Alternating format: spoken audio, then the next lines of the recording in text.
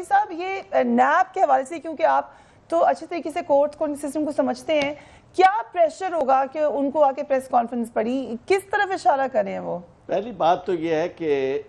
आपको इस सारी सूरत हाल में अंजाम देखना चाहिए क्या होता है यहाँ एहतसाब का, क्योंकि मुझे तो यानी मायूसी नज़र आती है, क्योंकि जो दो पॉलिटिकल पार्टीज़ बड़ी पार्टीज़ हैं उनके लोग, उनके सरबराहान जो हैं वो करप्शन के मामलात में उनके केसेस चल रहे हैं, और उन्होंने पहले दिन से ही जो जो उनके खिलाफ केस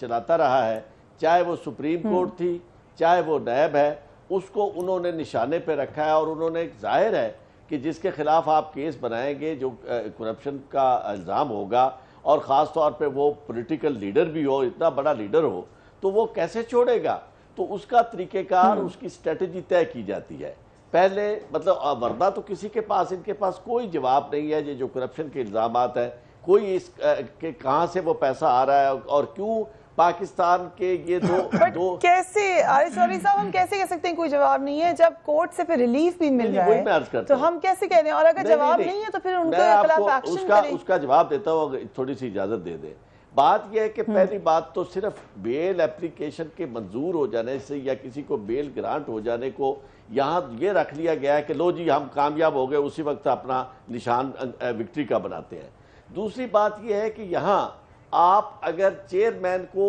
निशाने पे रख के सारी पॉलिटिकल पार्टीज उसके खिलाफ महाज बनाएं, और ख़ास तौर पे जो जिनके खिलाफ केसेस हैं वो सुबह शाम ये उन्हें उन पे जानबदारी का इल्ज़ाम लगाएं, तो उन्हें इतनी इजाज़त भी नहीं है कि वो अपनी पोजीशन ही क्लियर कर सके, वो भी तो इंसान है। और फिर ये व्हाट इज द लॉ से, मैं चेयरमैन, कानून क्या कहता है? मैं आपको एक अर्ज करता हूं कि कानून इस मामले में उन्हें रोकता नहीं है कि वो अपनी पोजीशन क्लियर ना करे, चूंकि वो इस वक्त he is not acting as a जज, वो अदालत के तौर पर नहीं है, वो प्रोसिक्यूशन की सरबराही कर रहे हैं, वो केसेस में मुद्दई है, चलाने वाले हैं, यानी वो एक पार्टी है। यानी करप्शन के खिलाफ जब केसेस है तो चेयरमैन जो इनिशिएट करता है, जिसके पास इख्तियार है उसे पकड़ने का, वो सजा तो नहीं दे रहे ना। सजा देने वाला जो है उसे इख्तियार हासिल नहीं है कि वो आके उसके बारे में बात करे। जिसने प्रोसिक्यूशन को हेड करना है, जिसने केसेस को चलाना है आगे,